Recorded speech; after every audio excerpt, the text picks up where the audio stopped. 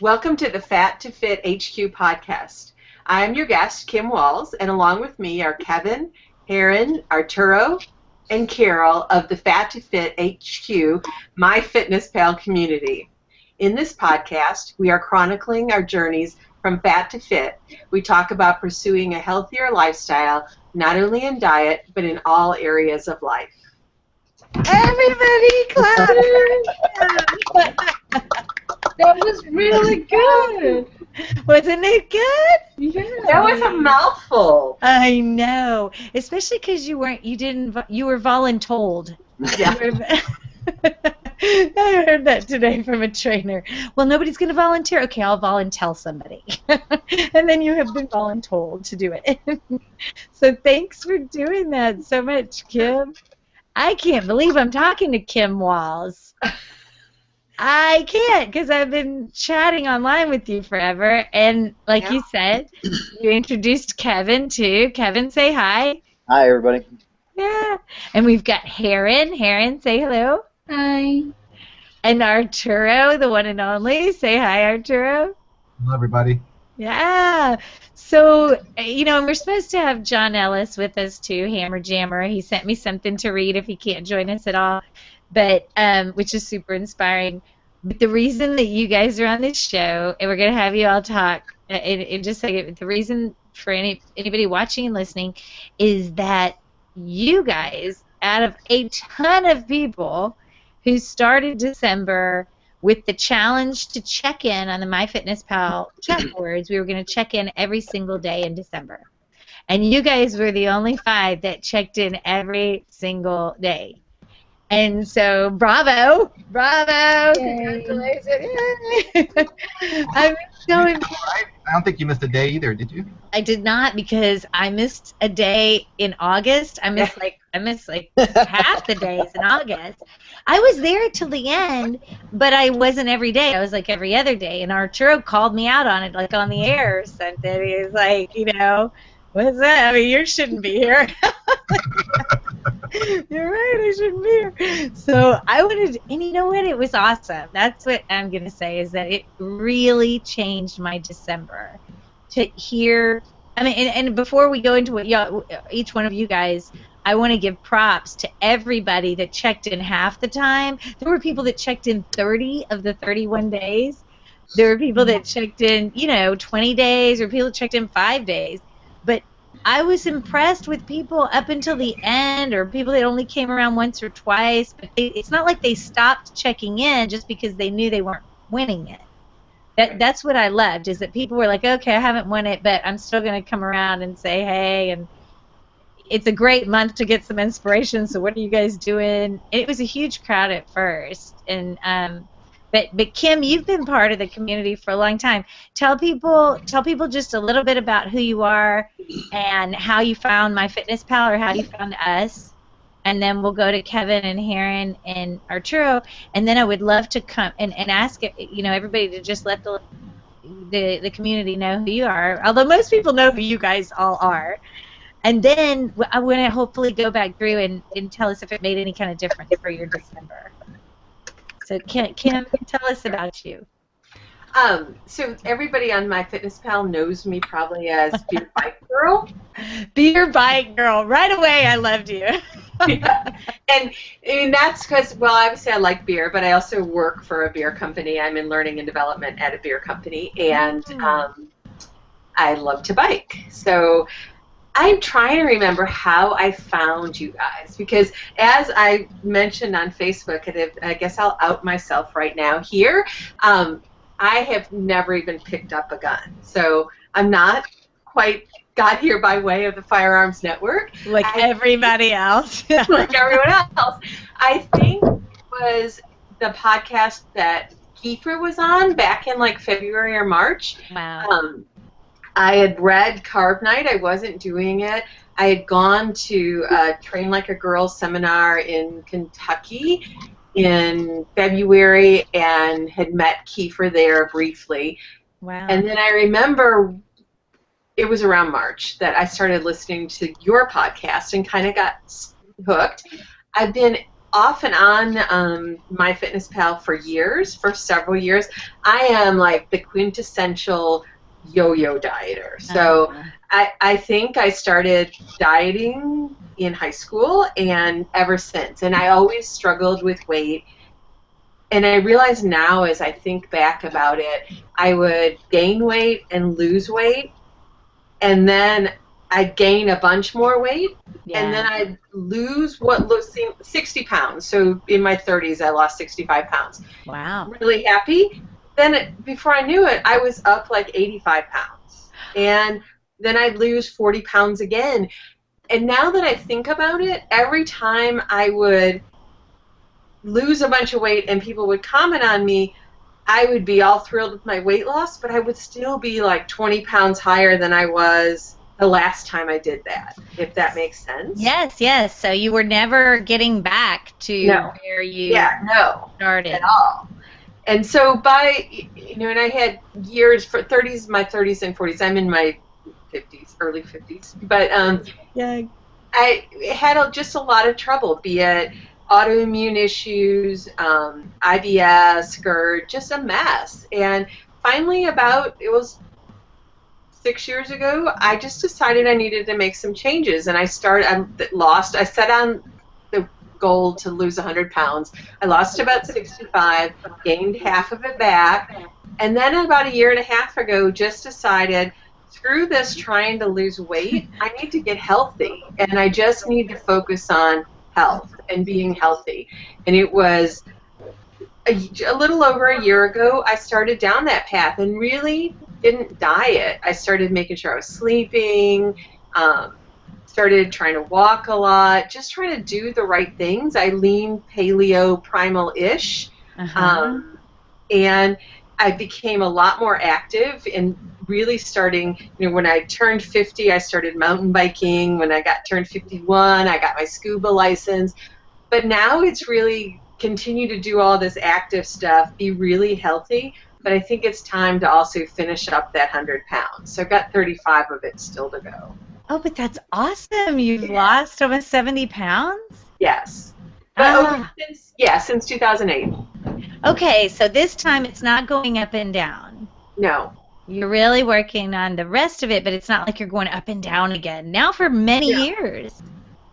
No, and that's even like the last year, 2014, I said was my healing year.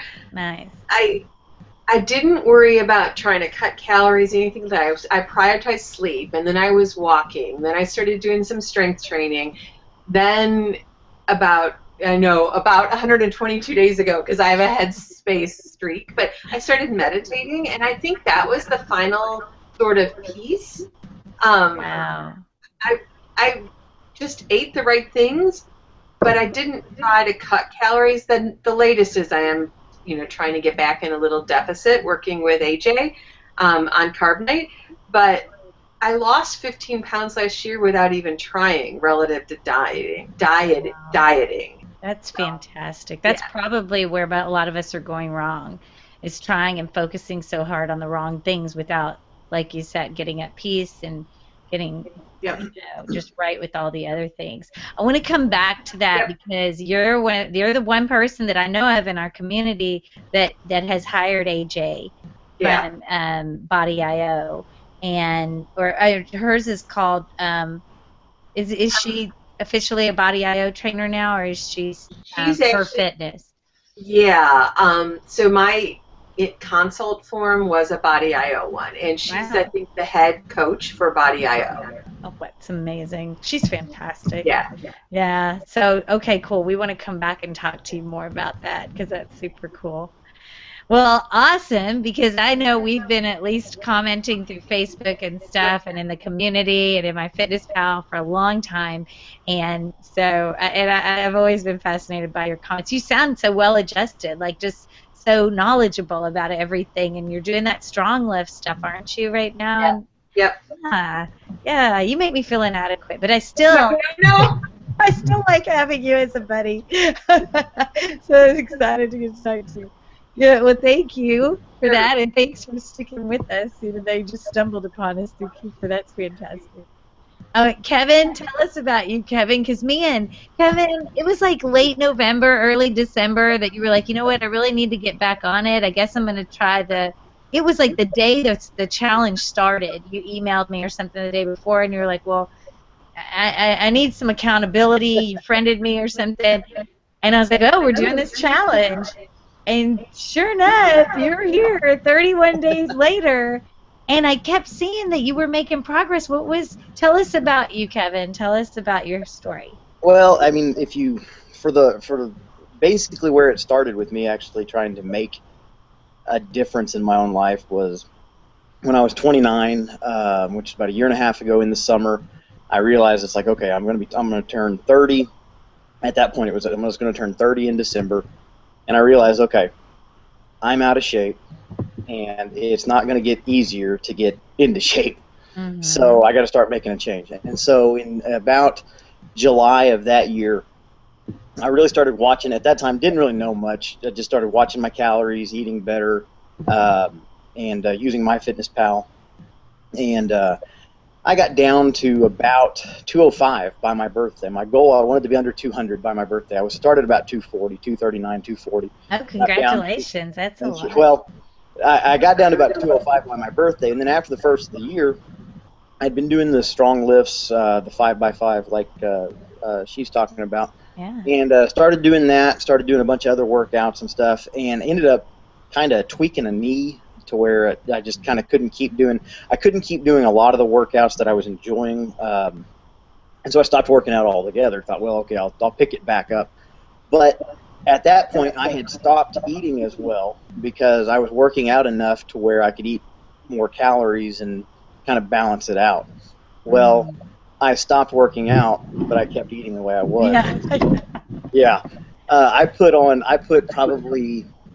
I got back up to this last summer about 234, and that's about what I was at the start of December. It was right around 234 or so, and then just kind of from all the listening and trying to learn that I'd been doing from your podcast and from others. Because I actually found your podcast by Kiefer had been on a local radio show here and liked what I heard. And so I just kind of Google searched him trying to find more information, and your podcast came up, which is funny. I'm a firearms guy, but I didn't find you because you're a firearms. You're the first firearms guy that we brought to the network. Yeah. You're that Jake Challen. Jake Challen, I hope you're listening. So anyway, I listened to that episode, and I've probably listened to all of them since, and some in between. Awesome. Started listening to his podcast as well. Started just eating better. But I just got in, like I said, because after I got hurt, I just kind of got into a real yo-yo mode. I would gain a little, lose a little, gain a little, lose a little. And then, I kind of got a little more serious about it, especially when we started the thing. And you said multiple times about how, okay, in December, what's the average person gains 7 pounds in December? We hear anything from 7 to 14, the average person, and so depending who's doing the study. I knew I'd put on a couple pounds just from Thanksgiving, so I was like, okay, forget this. So I got real strict with it, and I was like, I know I'm not going to be strict around Christmas, so I just got real strict.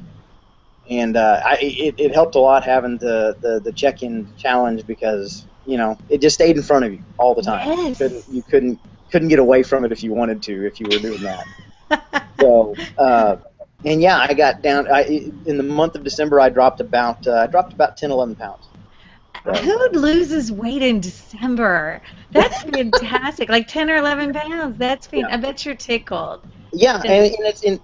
It's nice, but it's frustrating because I know where I was this time last year, which is some of the best shape I've ever been in. So that's a little frustrating, but it's also just motivation to keep at it. That's right. That's right. Because you did, like you said, let's say the average person gains 7 pounds, let's even put on the low end. So you can, like Jack said, you can. If we all didn't gain any weight, we can act like we lost 7 pounds because everybody's working off that 7 pounds right now, plus the 10 or 11 that you. No, I did gain the 7 pounds. I can't say that, but all of y'all can say that you lost the 7 pounds. That's fantastic. Well, congratulations.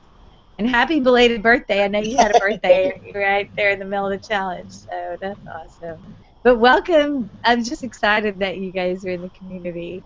And then we have our seasoned veterans to podcasting. Karen, I was listening to you today on Health Nets Anonymous. Yeah, that was a great show. That's fun. I can't believe how it started, though. Like the very first.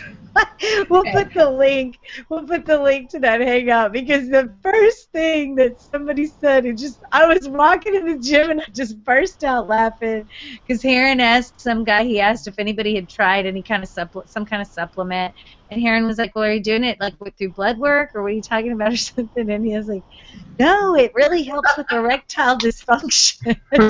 You hear that, Kim? Yes. And there was this like quiet. I mean, he explained. For Yeah, and I was the only chick in us. Huh? Mike's not. Okay, there you are now, Heron. What'd you say? Yeah. Oh, I know, and I was the only chick, and like the first subject, I was like, oh, really? We're going to the testy right now, huh? Okay. I know, because that's what Jeff Fry ended up saying. I feel like we jumped right in the deep end of the pool, like, immediately. But it was a great conversation. It was a great show because there was another guy on there that started talking more about, this is valid. It's a valid topic about what kinds of foods and things like that and supplements affect testosterone levels or what your body does with testosterone and stuff. And he was kind of an expert in that area, the other guy. So I thought it was great. And I thought it was perfect because you want some laughter, you want some real life. I mean, that's what it is. It is what it is. So, I mean, I learned a lot about hormones in that, from a man's perspective. Yeah, we don't think about that. We're always whining about the women, right? Mm-hmm. But okay, so I'm sorry, Herod, but definitely you've been part of the community for a long time. I know you dragged Arturo into it. But tell folks who you are real quick. And we didn't ask Kim, where do you hail from real quick? Where are you tuning in from? Me? Uh-huh. Milwaukee area. You're Milwaukee. Okay, so Wisconsin. Okay, great. And Kevin, where are you from, or where are you calling from right now? I'm in near Tulsa, Oklahoma. Ah, you're close to me, Texas. Yeah. Okay. These guys are way over on the West Coast, right, Heron? Yeah, San Francisco Bay Area. So Northern California. Yeah. Okay, and just tell folks a little bit about your journey. I know we did a whole show on you guys, and we'll link to that show that was in December with Jeff Fry. But I'm glad to be getting to talk to y'all again. You were winners of our last challenge too, in August. So kudos. That's impressive. So I found your podcast through Arturo actually. So it was also the Kiefer episode. And after that, we kind of caught up with other of your show. We kind of pick and choose. So. And we got hooked on your show, and Arturo watches other shows on Firearms Network that I kind of watch too. So, but let's see. I was always a very active child, all through adulthood, and I never have a problem with weight. I was relatively active, and it wasn't until I hit my 30s, and I quit smoking. And I realized that this is hard. I have to watch what I eat, and I start gaining weight. And I tried the low carb. I tried the eat more, weigh less method. That did not work for me. I tried cardio, and that did not work for me, and it really messed me up physically. And then I stumbled onto low carb, and that's what worked for me. Is that, and it's not gonna work for everybody, but I'm just saying that it works for me, and so here I am, still trying to lose weight. By the way, I gained. Step that. What did you? That last part cut out a little bit. So what did you say? By the way, I gained 7 pounds over the holidays. See there, me and you, girlfriend. We're sisters. Yeah, I did not follow the low carb thing. I'm just like, I'm gonna have fun. I know the weight's gonna fall off, and it'll fall off when it fall off. Yeah. And that's my New Year's resolution this year because I feel that 2014 I learned a lot, Yeah. and this year I just want to take what I learned and the activities that I love and just apply it. And whatever weight it falls at the end of the year, that's the one I'm gonna live with. Yeah, absolutely. I mean, Jennifer commented on that after she listened to this show that we did the other day about. I was griping about women's hormones again, and when we get to a certain age and menopause or premenopause, all that. And she said, but she said we always say that. We always say about women and how it's harder as we get older, but we don't mention that we're wiser, that we learn so much more. And all three of y'all have mentioned that already, like, well, back when, before I knew very much, and I would just do this. I mean, when you're younger, almost anything you do kind of works. But Yeah. now, you have to start getting really smart about it. And I think a lot of us have just been part of a community or in any Google search you do and then bringing that back and trying stuff. So I think that's awesome. That's what you plan for 2015 is just using what you've learned. Yeah, and stick to it and not chase this magical number. Right. That's awesome. That's a great. Jack and I were both like just drowning our sorrows there at the end of the year because we did have a good December and we probably would have gained more weight if we hadn't been in the check-in challenge and we hadn't tried to rein in it a little bit, but we both gained quite a bit of weight. And it was like New Year's Eve or New Year's Day or whatever. We were just so miserable texting back and forth. It was embarrassing to text. But these different challenges we're starting, and that's like 2 or 3 days later, we were totally different people. We were like, we're so fired up. It feels so good to drink more water and to get out and move more like Jen's jaunt and to, to cut out the processed foods that we've been eating over the holidays and everything. And, amazing how 24, 48 hours can make a big difference. And then we were looking at it like Karen said, like, this could be the year that we show that you can get real way off track and come back really strong if you're dedicated and if you have the right support and, and not just talk about it every week. You said you have a trainer? So you're working with a trainer now? Well, I was talking about JT. No, I don't have a trainer. No. I used Athletic Fox for a long time. Not a long time, but for several months online. Rachel Guy, and she's very cool. It's a really cool kind of thing to be online, even though she's in Australia. You get to talk to her live. She does webinars. You send her videos of doing your squats and stuff like that, and everything you're using in the gym. She has, you can take your phone and watch the videos and stuff, and follow her program. But right now, no, I'm not working with a trainer right now. Vinny Tortorich is kind of my trainer because I'm reading his book. But no. Can you call him? Are you going to do your consultation with him? You have a free consult. I emailed him. He was on his way out of town, and really, I was emailing him to get Anna Vicina's phone number and email, and that's his co-host, and she's going to be on the show in a couple of weeks. And his publicist really is the person that we communicate through. But she said, yeah, as soon as he gets back, y'all can set it up. And so I'm a little nervous about it, I'll be honest, because he's kind of a real no bullshit guy, or excuse me, no BS kind of guy. So I can't sit there and go, well, I'm doing everything right, Vinny, and then go, okay, well, I'm doing that. Like, I want to clean up my act really well and then call him. But I have been doing that because TJ's Whole30 challenge, and a lot of people are still checking in on my Fitness Pal, which I love. So I'm still going back to that. There's this Facebook weight loss challenge that I'm doing that has you drinking a lot of water and tracking a lot of stuff we already do, tracking our calories and stuff like that. But there's no artificial sweeteners with Whole30. It's these two things that are really helping me clean up my act. But I want to get to Arturo real quick because y'all know I'll just keep talking. I'm sorry, Arturo. Tell people who you are. Tell us how. I thought Heron dragged you over here, but I guess you dragged her. Well, we had both been using, started using MyFitnessPal for, I would say, about maybe 3 or more years ago when we first, because about 3 or 4 years ago, we both, got serious.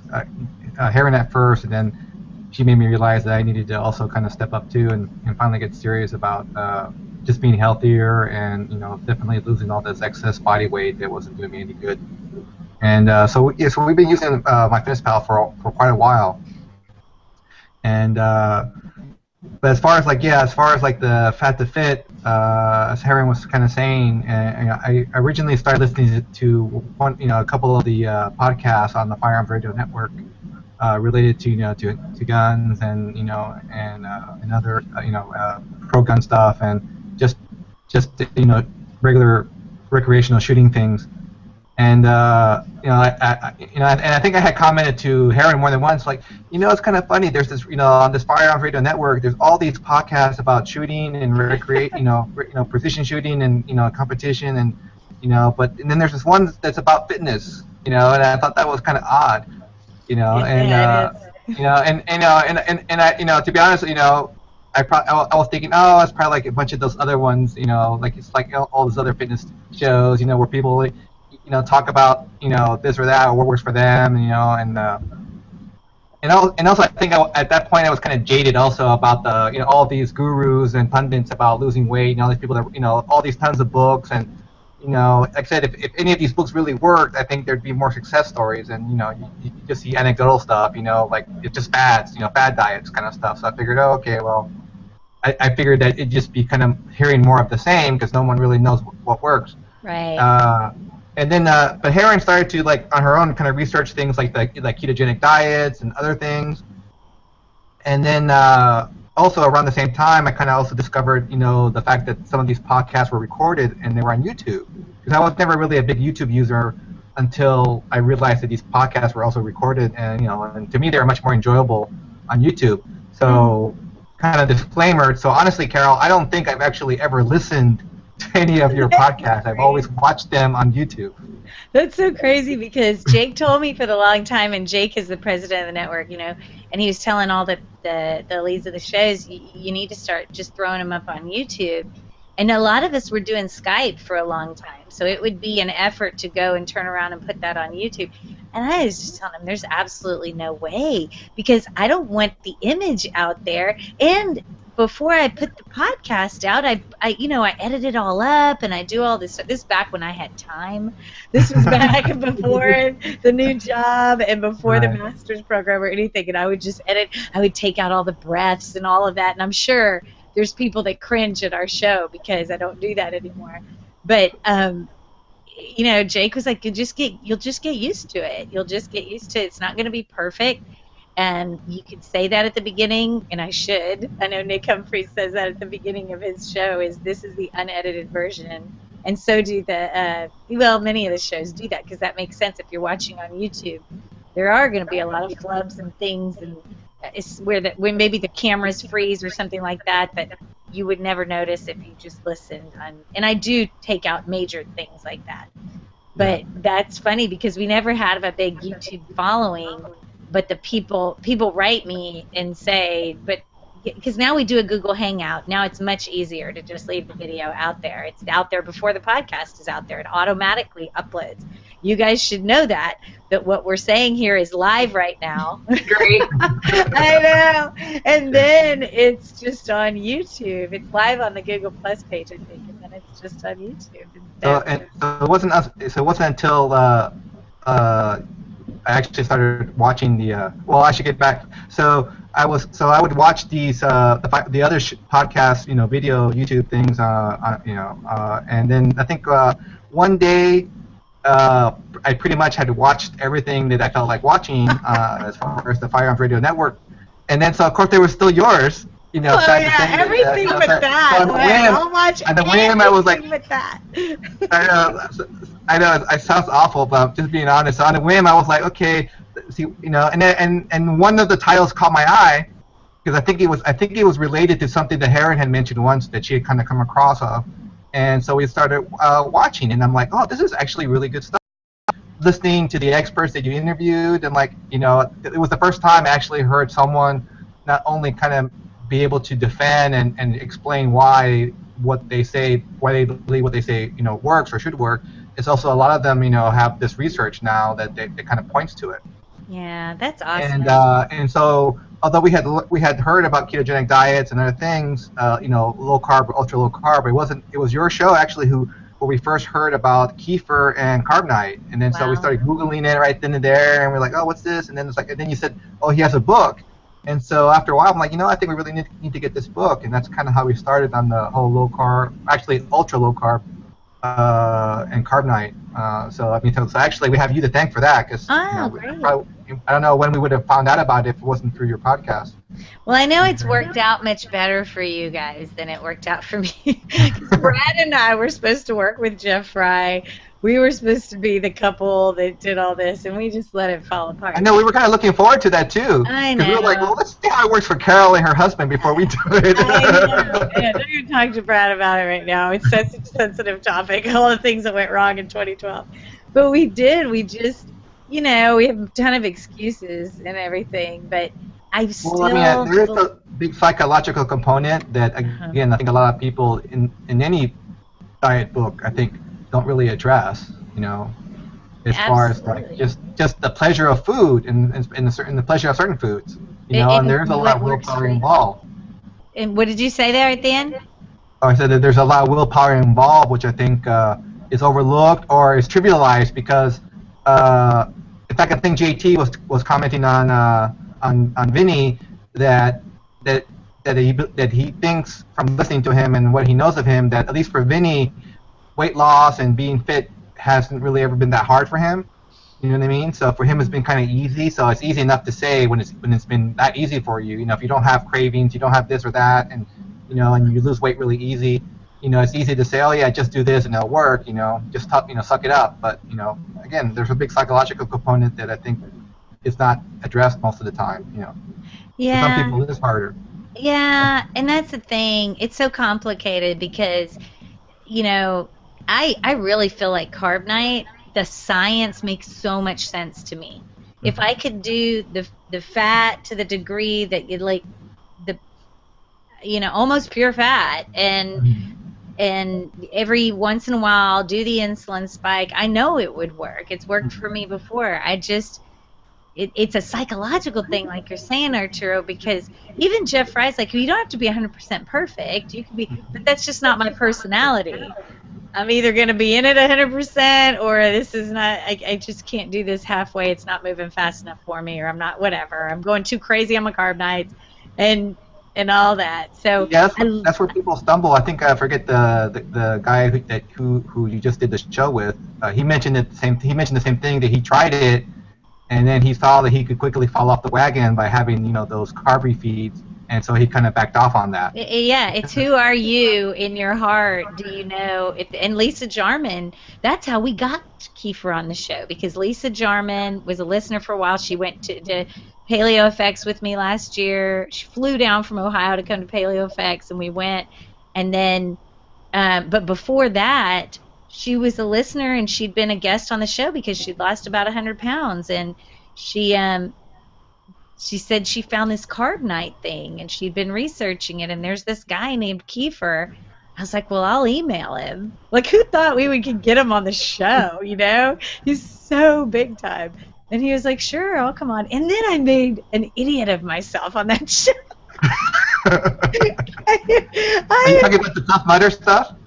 Well, the Puff Mudder. He made fun of you about not really being a Tough Mudder. Oh, yeah, he made fun of me. But he was completely a nice gentleman, completely. But Lisa and I were so silly. We're, because our show is silly. Our show is not a serious show about weight loss. It's not like do this and you'll lose weight. It's what are you trying? What are you trying? What are you trying? This is what I'm trying. Oh, this didn't work for me. You know what I mean? It's more of a conversation thing. So when we got him on the show, we were just joking around and silly and laughing, and Lisa had some serious questions. But I did not know who this guy was, and I was just giggling and laughing. that show has had more views. That YouTube show, it's had thousands and thousands and thousands of views. Wow. And so the people who, and of course they're not looking for Carol, they're looking for Kiefer, right? And they are not happy. Some of them are. Okay, it was really funny if you go look at the comments on the video, because this first guy was like, okay, I can't watch this. She's an idiot, and she's ruining.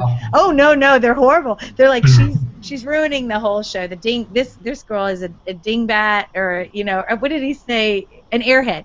And the airhead's ruining the whole show.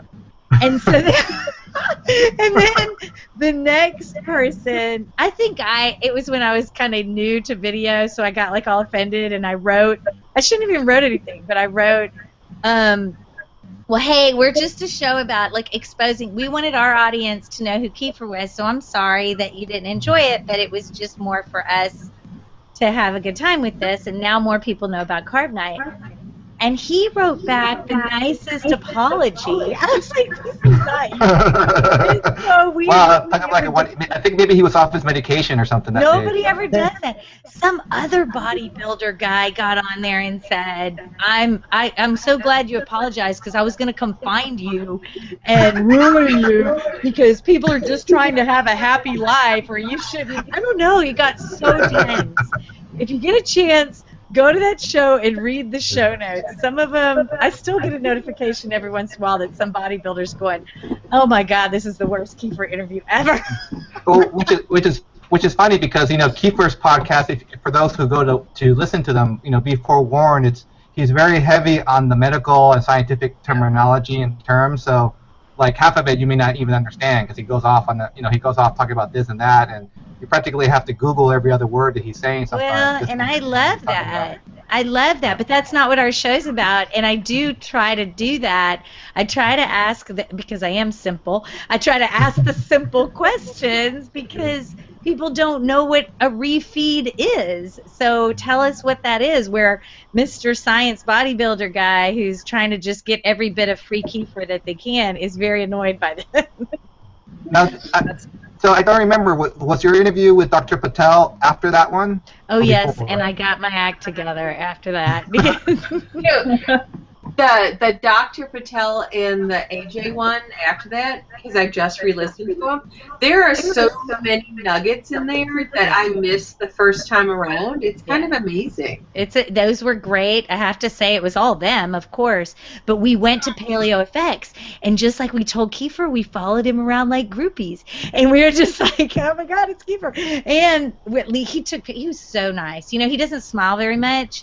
And Lisa and I waited until there was this whole thing before Paleo FX started that we were invited to. It was very intimate. It was just a few people that they had catered for. And so we came up to him. We'd met all these rock stars, and then we came up to him, and I'm like, I don't know if you remember us, but it's Carol and Lisa. And he was like, of course I remember you. We talked for an hour.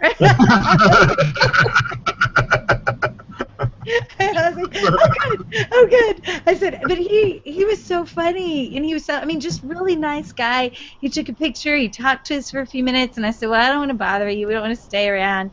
I said, but I do want to meet Dr. Patel, and he wasn't there. And he goes, all right, we'll find you. We'll follow you around like groupies. And that really meant a lot to me that he remembered that I said that. Anyway, they're normal people, and they're awesome people. And he was very cool at the conference to introduce me to AJ, to introduce me to Dr. Patel. And, of course, I'm trying to learn as much as I can about this carb cycling thing now at that point in April. So by the time I got AJ and Dr. Patel on the show, I was a little more serious about it. I wish I would have been like that with Kiefer, but he's got another book coming out, right? Yeah, I mean, actually, so he's supposedly his new carb backloading book's coming out sometime, in the next couple of months, and then later in the year, though all subject to change, I think he says that his second Carb Night book will come out, so we'll see if that happens. And that's always a good time to get a guest on a show. Yeah, I was going to say that because he's got the books coming out, and he's about to officially launch the whole Body IO consulting and coaching thing. And also he now has his own like supplements and stuff out. I think it'd be probably a good time to get him back on the show and kind of redeem yourself. No joke. I forgot the intro, like worse than I've ever forgot the intro, and it was ridiculous. But anyway, there was stuff to be learned because he is so knowledgeable. The man's so knowledgeable. It's great. Hey, Kevin, I haven't heard much about your protocol. We know Kim's definitely like a carb night type gal working, right, Kim, or carb backloading now, Kim? No, I've got a long way to go before I'm carb backloading. Really? But you're working with the Body IO trainer. Yes. And Heron and Arturo have had a lot of success with carb night. And I had success with carb night when I stuck to it.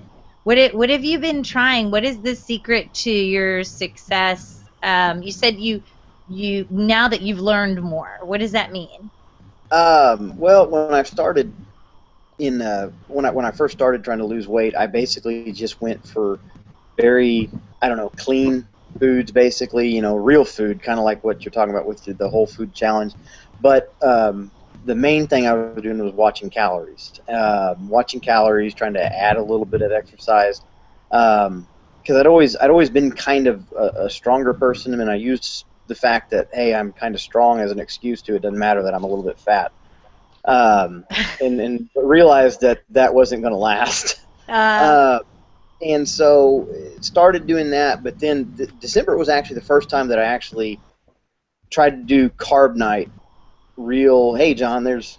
I know, we're trying not to interrupt you, but John just joined us, Hammer Jammer. Yeah. So, John, we're going to talk to you in just a second. I think I can hear you. Say hello. Hey, hello. How's everybody? Loud and clear. Alrighty. Yeah, we're excited. We're excited you're here. So tell us real quick, Kevin, the first time you did what? But so December was really when I tried to basically do carb night real strict. December? Yeah, was when we started the challenge, was when I actually tried to stick real close to carb night, which, cook a lot of meat and vegetables and butter. This is, right up my alley.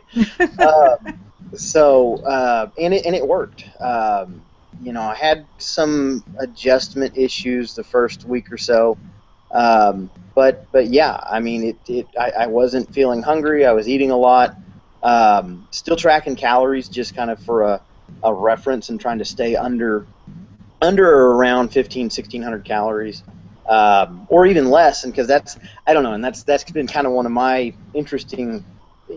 the more interesting things that I've learned through it all, is because I've had so many people that tell me, calories are calories, you've got to have X number of calories, and it's like, if I eat a fillet of fish, like just a fish fillet that I've pan seared in butter, and I have broccoli with a little bit of cheese over it, and it's only like 250 calories or so, you can't tell me that's not a nutritious meal. Yeah. And so, and that's when it really began to click with me that calories are not the entire story.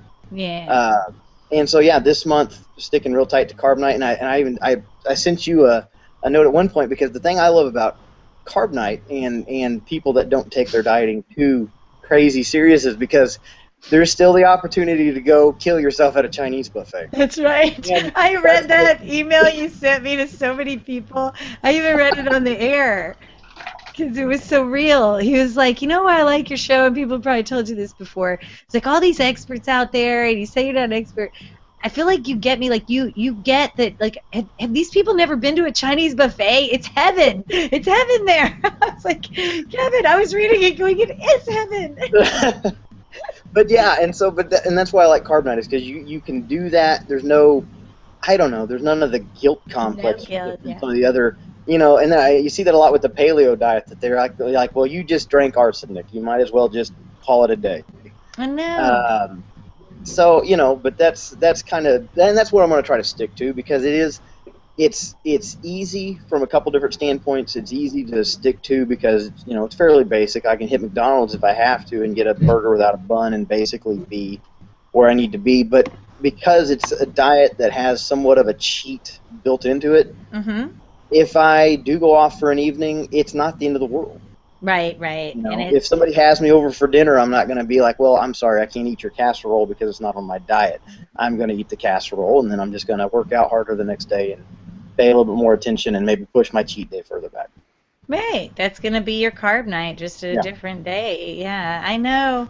I know. That's what I'm saying. I know that for if you have the mentality for that and you can stay within it, I think it's an awesome way of eating. I don't Yeah. even like to call it a diet. Now, and one of the things I think that helps me a lot, and I read, I don't know if, and I don't even remember when it came out, but Sylvester Stallone had a book called Sly Moves, and in the book he talked about different stuff, and actually some of the diet that he laid out was kind of like a carb night kind of diet, except without the carb night per se, but a high protein kind of diet. One of the things he said, if you're craving pizza, have a bite of pizza. It's not going to kill you. Yeah. And because with 6 kids, we'll have Tiffany will make my wife will make a dinner that smells wonderful, and I'm over here grilling a chicken breast on the Foreman grill, and it's not going to kill me to have a bite of pasta and at least satisfy the taste. And sometimes it's even better because it's like, that really wouldn't be worth it, and this chicken's actually going to taste pretty good. Ah, that's good. That's a very healthy attitude. How about you, Kim? How's it working out for you with your carb night? So, You get right back on it on Sunday without a problem? oh, yes. In fact, I was going to say I never went off it, but I guess I did. I mean, I had 4 nights of carbs over Christmas. But I think I naturally feel better when I eat low carb. So I had been, for the last year, probably around 75 grams of carbs a day, just naturally without trying to restrict carbs. So when I started Carb Night, it's not like I dropped a ton of weight. I just felt really good. And I enjoy Carb Night. It's kind of fun.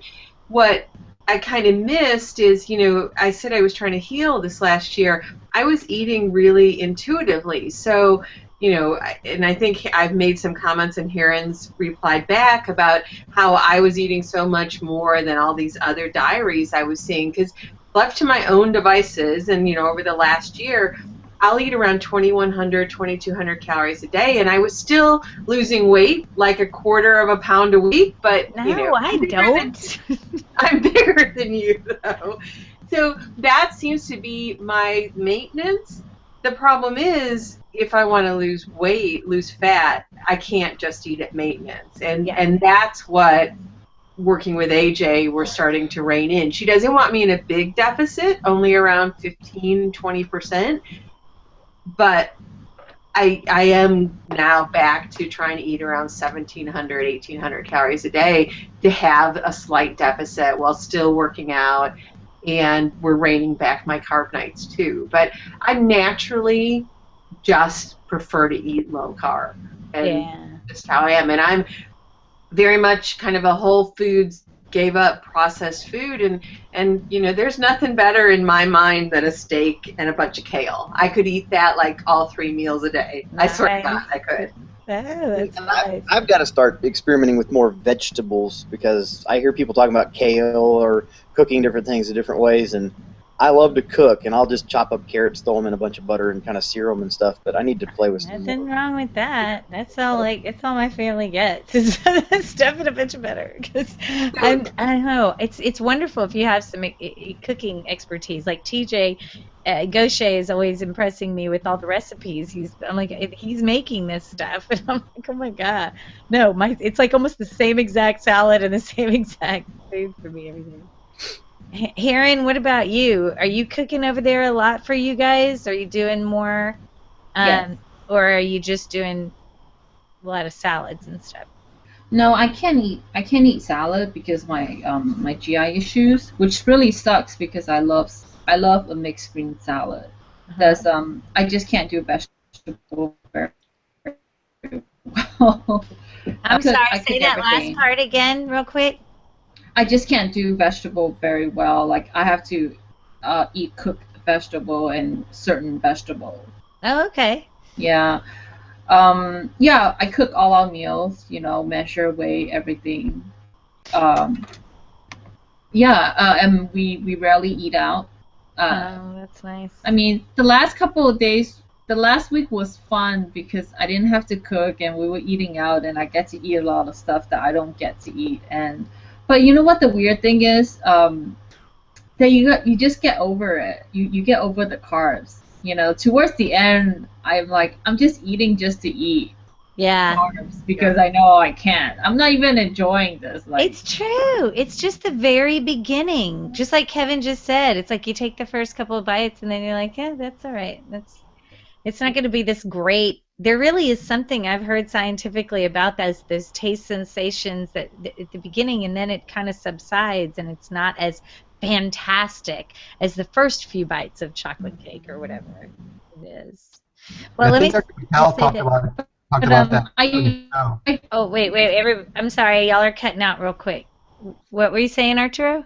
Oh, I was saying that Dr. Patel talked about it in your interview with him, that, and also he's also mentioned it in other podcasts with Kiefer, that I guess if you're doing it correctly and your body is truly adapting, he was saying that for him, right away he finds that now all the stuff he used to find, cravings or things that he would couldn't wait for, like ice cream or what, I forget what his favorite thing was, but he realized that after a while it was like it's like, okay, I had it, but it's like it's just not as pleasurable as it used to be. I know. And so that's kind of that's kind of where you want to be, because that way it's much easier to have that control and say, no, I don't need to eat that, or I don't need to eat this, I'm fine.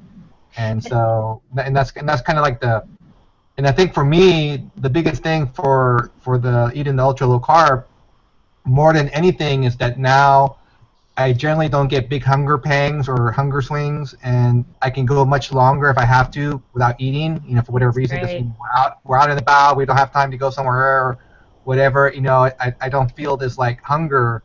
I don't get hunger pangs. So to me, even if I didn't really lose much more weight, just not having to feel hungry, I think fantastic.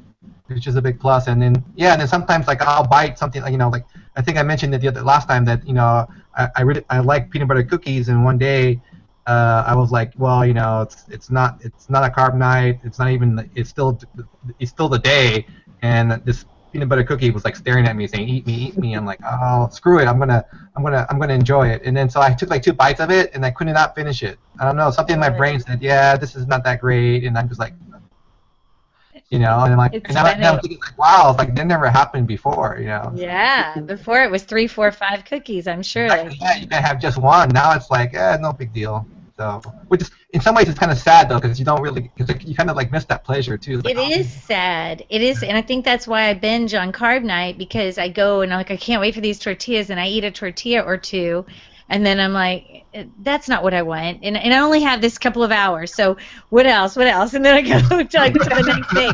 It's because it's apple pie. Well, that apple pie wasn't that great. There's something else out there that I need. Yep, I'm just like that. Yeah, like Karen says, at one point you get to I'm just eating it for the sake of eating it because I can't have it for 7 days.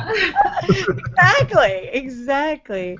I wanted to introduce John, but I know most people already know John. And I asked John to come on because he wasn't going to be able to make the show, but I asked him to even come in here at the end to do the sign-off, because he had such a great sign-off or sign-on last time.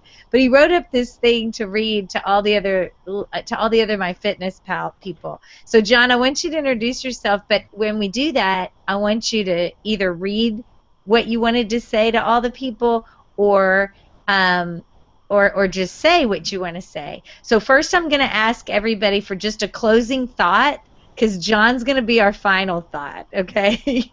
So what I want to know from everybody, and we'll end with John, Hammer Jammer, John Ellis Sr., is did that December challenge, did the checking in, I know some of us have already talked about it a little bit, but what would you say to people who are just checking out the community or thinking about coming over there, or the chat boards, or anything you want to say about the challenge in December, or moving forward with the MyFitnessPal group? Kim, let's start with you. I very definitely think the challenge made it different. The community is kind of great, especially because everyone else in my life, my real life, they're not into all this stuff the way I am, and I think even my husband and son just sort of humor me on some of it. So it's great to have this group. Yes, exactly. I This know. group of people who know all this stuff or experimenting or trying to do stuff, and then encouraging each other. Or it's even better how it's kind of morphed into all these January things, which how the heck I ever decided I was going to walk outside every day in January in Wisconsin, but whatever. Jennifer's January jaunt. But it's so wonderful to have a community of people supporting each other, but also that get it. Yeah. Get this stuff. Yeah. People that have your same crazy. Because everybody has some crazy. Everybody. We all just happen to have the same kind of, and it's a healthy, I feel like. Yes. I agree. I love that. Thank you. And thanks for being a part of it, Kim. You're just a fantastic part of it. Thank you. Yes. How about you, Kevin? You came in and slid in the very first day of the challenge and hit it strong. Yeah, it's nice to have just people, again, if nothing else, just to soundboard ideas off of, or that they've kind of already researched some things or looked at some things, or so you've got people to bounce ideas off of, or just for the accountability of saying, okay, I'm planning on doing X, Y, and Z today, tomorrow, tonight, or something like that. And you get somebody, I think it was Chris, that at one point was like, so did you go to the gym? Said you were going to go to the gym. Did you go to the gym? So, it's nice. I mean, a lot of the people I'm around, they either don't have the issue just because they're just, these people that we all hate that can eat whatever they want and never have a problem with it, or they're somewhere in the middle or don't care or what have you. So again, it's nice to have some people with a little bit of the same mindset, same interests, experiences, all of that together. Just to bounce ideas off of, to just get but at the same time to feel like that, if I'm all of a sudden not there, they're going to wonder why, and so I probably better go on and just say, hey, I just killed myself at a Chinese buffet, so I'm running in the morning.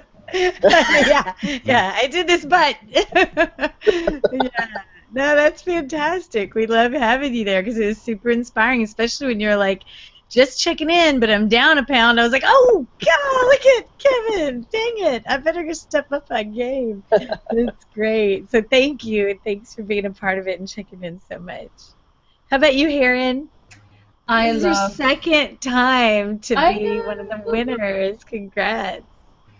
I love the community aspect of it, and I love the encouragement. Like what Kevin says, I'll put stuff up, and they're like, "Oh, did you end up going, training and things like that?" Or don't be too hard on yourself, because I tend to be, I tend to push myself a little harder than I should. So it was just nice, and to hear everybody's journey. That's what I like. I like to hear everybody's journey, and I get really excited. I was like, "Oh, you lost weight," or "You're doing this." Like, Kevin, aren't you doing the competition, the obstacle? He's doing a thing in Oklahoma with guns, an obstacle run with guns, right, Kevin? Yeah, it's kind of. My clock's going off. I don't know if you can hear that background. It's called a 10-kilometer run and gun, and I don't know. It kind of. I think they took a little bit of the inspiration from like a Tough Mudder, but we're gun guys. So we mix in this, and so it's a 10-kilometer course, and about every 2 kilometers you're going to have a stage where you're going to have some rifle and pistol shooting. You're going to have about 80 rounds of rifle, 50 of pistol before it's all said and done. Good night. You have to carry both guns and all your ammo? Yeah, you'll have everything with you. I mean, anything that you want. So I mean, it won't be a lot of weight. I'll have a bandolier with about 80 rounds of. I'm shooting it with an M1 Garand, which is sweet. Yeah, it's the World War II battle rifle, 30-06, big old rifle. Love it. It's been my dream gun since I was a kid. Have had it for a while now, but anyway, so I'm shooting with that. It's the 70th anniversary of like the end of the Battle of the Bulge and stuff, so they're doing a little bit of a special incentive to run it with the Garand. So I've got that. I've got a solid steel 1911 that I'll be carrying. So I mean, I've got that again for our YouTube. Show us again. I'll make Jake happy. Yeah, so I mean, there's a decent amount of weight, but it's not going to be a run-and gun for me. It's going to be a walk-and gun. That's how we do Tough Mudders. You're fine. Yeah. It's still heavy. I mean, I carry ammo to the range, and I'm like, oh my gosh, this is heavy. Like, I can't wait to put it down on the bench. We gotta do one of There are going to these. be obstacles. It's going to be fun though. Oh, Yeah, I would totally do that. I mean, the Tough Mudder thing doesn't appeal to me, but I would totally do that. Come I know when on, I saw your Arturo. thing. Yeah, I saw your thing. I went to Arturo. I was like, look at this. I didn't know things like that. Yeah, I haven't heard. I've seen like competitive things, like JJ Ricazzo was on the show and he talked about this thing that he did that was kind of like CrossFit and kind of like, but it was for professionals almost. I mean, not for professionals, but I just didn't think that I could do something like that. But this thing sounds like something that. Yeah, it's doable. 10 kilometers. Yeah. I mean, you walk it. I mean, it sounds fun. You know, it doesn't sound super competitive. Yeah. It just sounds. Although it probably can be, yeah. And I talked to some of the guys because I was asking them, I was like, look, I'll probably walk it. I mean, am I going to be the last guy? And they're like, look, we've got older people that walk it. We've got guys that run a 6-minute mile. So, I mean, there'll be a little bit of everything.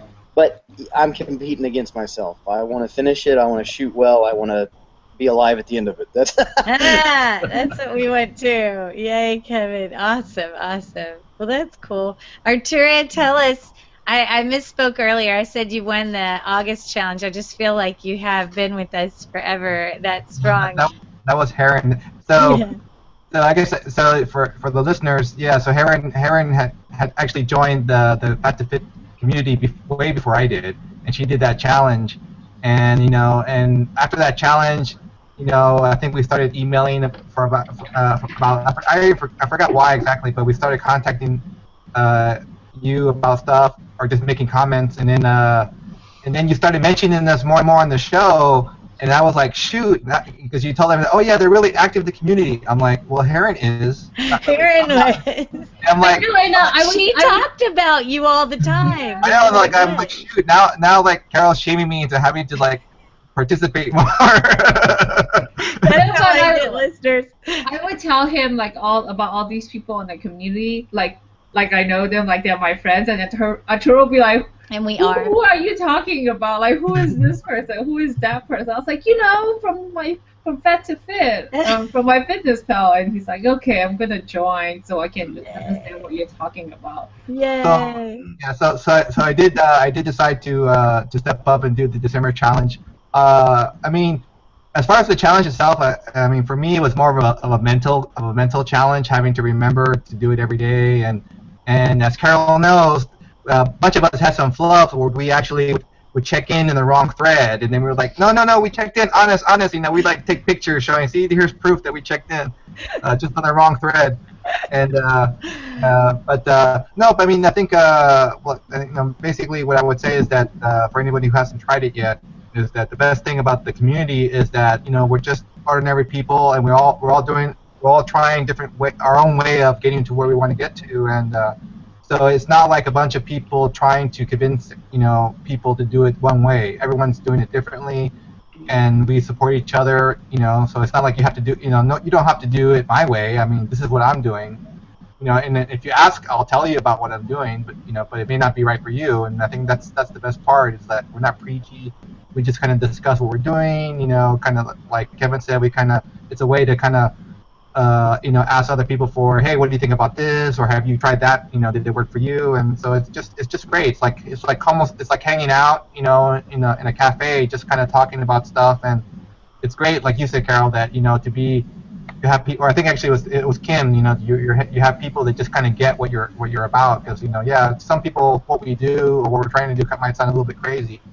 No, I know. Totally. There's so much respect in there. I think Kristen was telling us for the first time that she was vegan or vegetarian, and the reasons for that. And I'm sorry if it wasn't Kristen, but it was somebody recently, almost apologetically, because I'm sure you get that people are so passionate about their eating protocols, but there's nobody, a lot of us happen to have tried some low-carb stuff, and people are in different places with that.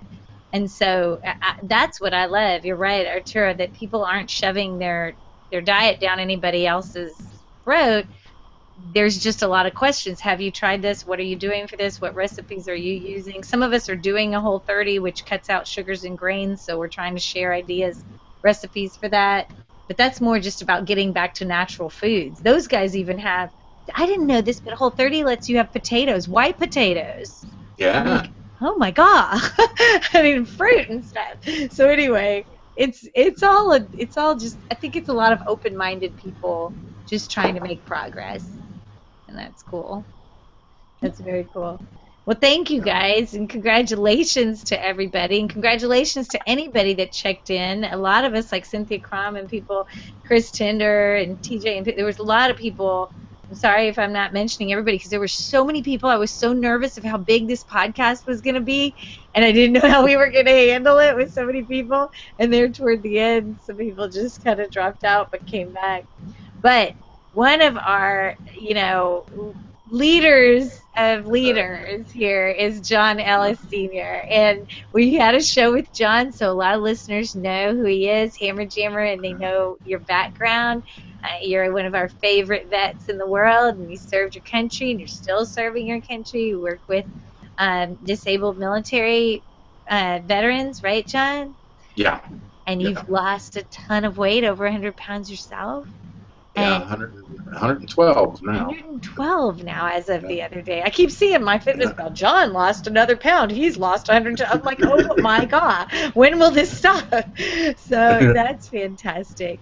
But I know you said you couldn't make the podcast, but I'm glad that you came for the last part of it, because you had some really nice things that you wanted to make sure that the community heard. Would you talk to us about that real quick? Sure.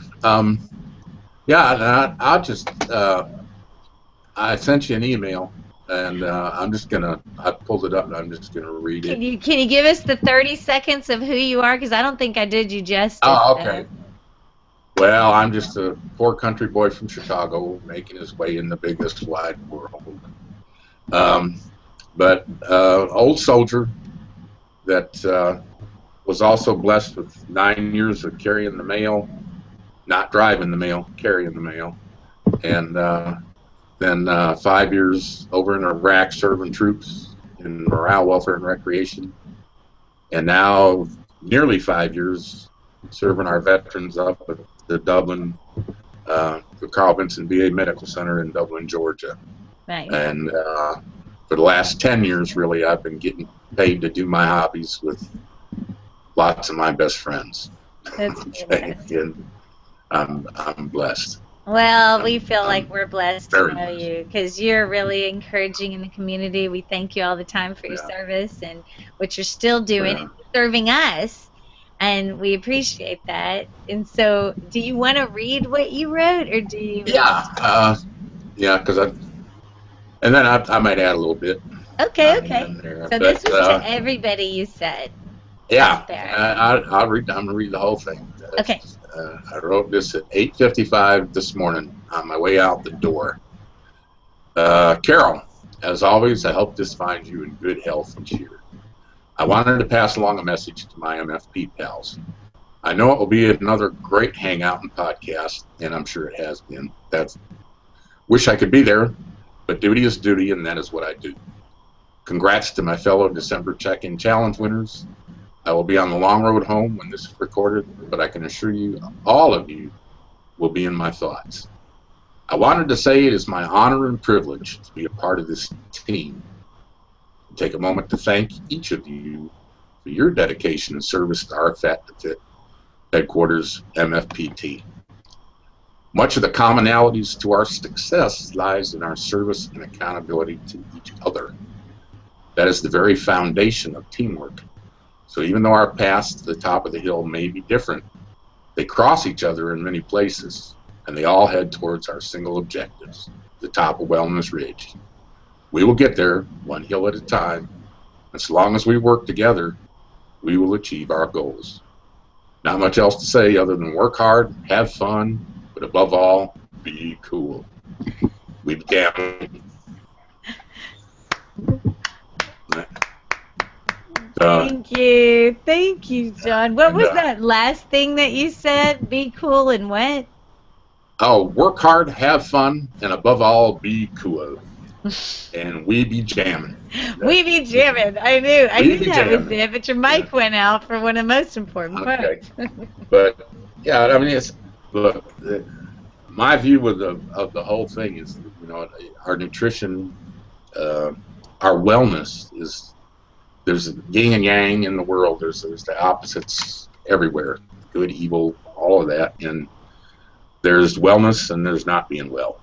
Okay, and diet, exercise, and sleep, and many other components all are part of that tug and pull and finding the balance for wellness. And if you're in a battle, you need to have a team. Okay, it's just that simple. People don't fight battles alone, not and win. Okay, you win when you're part of a team. And I just think, I've been around the internet for a while. I was doing computers before the internet, so I think I've been around for a while. And this team is singular in its in how well it works and how well things go. And I just believe that if you're listening out there and you're not a part of it, you need to be. Period. You're missing out. Yeah.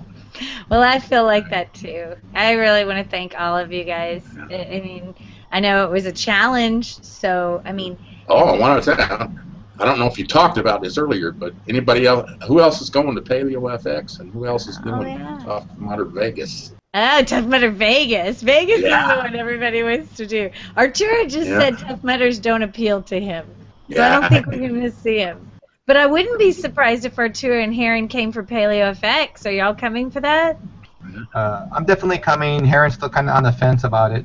Oh, Heron, you've got to come. It's going to be a big reunion. Yeah. I should have submitted a panel to speak this year. I mean, a proposal to speak this year, but I just didn't. I think I said everything I was going to say last year, and so I'm not one of those experts. But I'll go. I'll drive 3 hours just to get to meet some of you guys in person. Kim, you're coming, aren't you? I think Kim said she was coming. Your microphone's off. Yes, I see that now. Yes, I hope to. I bought tickets, but yeah, we'll just see how work and travel and everything goes. So okay, I know John's coming. Yeah, I got my tickets, and I need to know what day to register for Vegas on. It won't let you just register for the weekend. October 18th. The 18th for Sunday then. Oh, I'm sorry. Whatever the Saturday is, I think, is the day we do so people can travel back home on Sunday. Yeah. Okay. So, and we need a team captain. So that's you. That's you. That's you. You got to sign up first and start the team. Well, we'll talk offline. Okay, Kevin, you're not doing Tough Mudder because you're doing your own Tough Gun Run thing that I might drive up there for. That sounds pretty bad. Pretty cool. And, but same thing. How far can Austin be from you, the Paleo FX? Yeah, it's not too far because it's about 4 to 5 hours to Dallas. So I don't know how far. Day trip. And you don't have we took a vacation to Corpus last year, so we made that in about a day. So. Yeah. What's very cool about it is there are people there who are not that hardcore paleo. You start to see, and I got a little peek into the people who organize it and the people like Rob Wolf and Mark Sisson, the people at the very top of all of this, they're actually pretty relaxed. I mean, yes, I didn't talk to Rob Wolf much. I just met him and talked to him a little bit, but definitely Mark Sisson, his whole message is more of a primal blueprint, do what you can kind of thing. You've got the people who organize it, Michelle and Keith Norris, are welcoming of opinions that America's just trying to do what they can do. And it's those pretentious people we were talking about, they're really not the people who are leading the movement. It's, to me, none of the ones that I met. Lisa and I both came back with the exact same feeling that everybody we met were nothing but nice. They really wanted people there who are not strictly paleo, like, Kiefer, and, people who just have opinions in health and wellness that probably have to do with a little more manipulating of your macros. But that's why I just find it fascinating too, Kim, that the whole deficit thing, and is it calories or is it not? I mean, does anybody here dispute that calories really matter, but also what calories really matter? Yeah, where they come from is far more important than how many actually. Yeah. I mean, I think Caloric density is another thing that matters a lot. Okay, Well, when you can fill a plate with 25 calories, okay, Yeah. that's an optimal food, okay, Right. for weight loss. What were you saying, right. Arturo? Oh yeah, that in fact AJ was going on a rant on the last podcast saying that one of the questions she gets all the time is that and people are like willing to pay her to answer this question is that calories matter, and you know, and the short answer is of course they matter, but what's important to understand is that it's not just about the calories. Right. And also, you know, the other thing that you know the Kiefer and some of the other guys go into is that it also matters, you know, what foods you're getting those calories from. So, you know, for example, a 2,000 calorie diet of basically just, you know, grains and maybe some vegetables is not necessarily going to be the same. Yeah. It's not going to be the same biologically as like 2,000 calories of say lean protein and fat. So, Right. I mean, again, you know, depending who you talk to, they'll say which one's better, but still, I mean, it just kind of.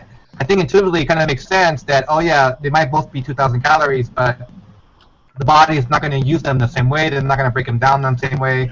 You know, some foods are more efficiently broken down than others. So, so even if you're eating the same, just by changing the kind of food you're eating, calorie-wise, maybe you've made no change calorie-wise, but because now you're eating food that the body has to spend more energy to break down, right, you're going to be at a deficit already. Yeah, I think that the wellness piece is a big part of it. I think if you are screwed up hormonally because you're not getting sleep and you're not getting quality movement and all that, that makes a big difference in how your body does calories. And I just think that is such a key piece that people miss. Yeah, because it's all about the hormones, and you're doing some type of hormone manipulation with that stress or not stressed kind of thing, and sleep. I think you did a show where you basically said that the reality is it's complicated. It's not really. That's it. It so is. You know, we all know people who can eat a donut and not gain any weight, who can eat 20 donuts and not gain any weight. And those are the people that are going to sit there and say, yeah, if I just cut my calories or if I just eat too many calories, but I can eat this, because they process food differently than I do. So it is very complicated. When I first started trying to lose weight about a year and a half ago, I cut way back on calories, but because I'd be eating 1,100 to 1,200 calories in a day, but I was eating fish fillets that were just sauteed in a pan and things like that there weren't going to be a lot of calories, and everybody was like, oh, you can't do that, your body will go into starvation mode and you'll gain weight and all this kind of stuff. And if I told them how many calories I was eating, they'd tell me that I was making all kinds of mistakes and I was going to be in trouble. If I told them what I was eating... Oh, that's so healthy. Yeah. So there's, again, the calories, I don't know. But it doesn't, you can't, it's not everything. It's not everything. It's not everything. So anyway, my whole point, I know we all got derailed, but my whole point was that whole paleo effects, the weekend is so fantastic because people, you think our community is fun with a lot of like-minded people who are kind of over-the-top interested? Oh my goodness. It's like a convention center full of people who... and I wanted to add, Carol, that maybe it's not obvious, especially to the listeners, that, you know, it's called Paleo FX, but they run the gamut. It's not all people who are into paleo diet or whatever. So, I mean, like you said, Kiefer, definitely not paleo. Right. Mark Sisson's doing his own primal diet, which is not exactly paleo. So, so Keith Norris is, so, I mean, they invite all kinds of people from all kinds of spectrums. I mean, I think you said last year, didn't what's the woman from The Biggest Loser, Julian Michaels or whatever? Julian Michaels, no, she wasn't there, but they might have invited her. Oh, I thought she had made a presentation. I thought someone commented that they saw a session on her. No, we had gone to see her. You might have heard it on our show because she was in Houston right before we went to Paleo Effects, and they were saying she was saying a lot of the same things. It was interesting because on The Biggest Loser they bash her for just being all about calories, but she's not, because somebody gave me tickets to go see her live, and she talked about it's not like you can never have carbs, but you have to realize that they raise insulin. You might be insulin sensitive, so you might want to start experimenting on how many of those are good for you. And you might want to eat some lower. And she was talking a lot about toxins. And you might want to stay away from the strawberries unless you want to pay $10 for organic strawberries, because if you don't want to buy organic, buy bananas and peel off the peel, because the toxins are real. And anyway, she was doing a lot more than just talking about calorie counting at this, and so I was impressed with that, with her. So but I wouldn't be surprised, because Michelle and Keith, I met them and I got to talk with them, and all the impression that I get from these people, and they're just the ones that put on the conference, is that they're really just wanting. I mean, they believe that paleo is the answer, I'm sure, but they're open to anybody who's helping people get healthier. Who the basic message is get away from processed food, go more to whole foods, and start to move. Maybe that's a little more naturally that that kind of thing. The minutia of carb night and whether a carb day is good or bad or whatever, I think it's impressive that they would have people come and talk. You think you'll have time to talk with Keith while you're there yourself? Who? To talk with who? Keith Norris. Oh, would I have time to talk with him? Yeah. Well, I don't know. They're extremely busy. I mean, there's hallways. It's like a conference. They're standing out in a hallway, and you can walk up and ask them a question. You talk to. They're like rock stars walking around, Chris Kresser and stuff. And there's just people coming up after their talks. Just like if you've gone to any conference, the person's still standing up front by the podium or standing in the hallway. And they were all very cool. Everybody was standing there talking to people, answering questions, whatever. When I got to sit, Lisa and I were making a big deal about all the rock stars we got to talk to, is because when you present, you come to a presenter-only dinner. So it's like for the presenter and a guest, and it was this outdoor event, and it was this one night, so it was just very few people. So we're sitting at a table with Jonathan Baylor in front of us and Abel James next to us, and you're having dinner with these people. And Keith came around to thank everybody, and that's different than being at the conference. But I guess I think I got to talk to a lot of people last year because I presented. This year, I don't know that I would have lengthy conversations, but I would certainly think that any of us could talk to any of them because they're there, and that's what they're there for. Well, I was asking because if you have a chance to talk to him somewhat privately without too many people listening, I'd be curious to hear his take on the fact that it seems, from what I've heard, that there are because paleo is supposed to be getting away from processed foods, but it seems to be there's a lot of people selling processed foods at Paleo Effects. They consider them to be healthy because of the ingredients, I guess. And then down on the you will be shocked by what all is on the expo floor for sale. The paleofied foods. So that's what I'm saying.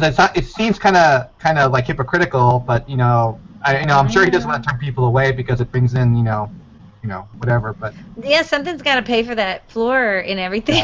And then. But I kind of like to hear what his take is off the record about how he feels about all these paleo-ish diet, processed, foods. Yeah, are we missing the point, kind of thing? What were you gonna say, Kim? You had something to say. I think it was on Keeper's podcast. He talked about how it was kind of he acknowledged that the expo had less than ideal stuff, but it was a business they were doing also, and people had to understand that. Yeah, people have to understand that. That's what was interesting to me, is if you're Kiefer, you don't have a problem probably with all that. All that stuff's good to go for carb night.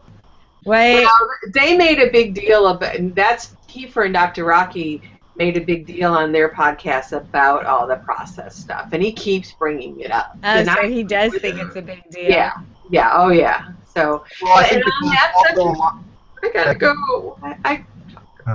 I think because also a lot of those processed foods aren't necessarily the paleo foods.